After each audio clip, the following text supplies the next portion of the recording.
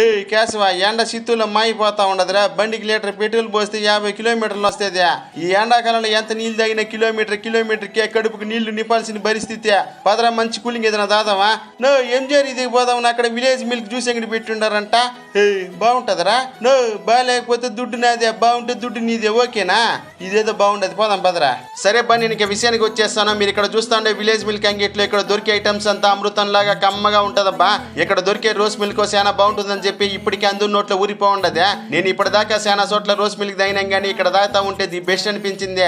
ఇంకా ఇక్కడ 1+1 ఆఫర్ తో పన్నీరు 99 రూపాయలకే 1+1 ఆఫర్ తో 12 ml different type of ice cream, gulab jam ice cream plus Basanti ఇంకో లెవెల్ గా ఉండదబ్బా.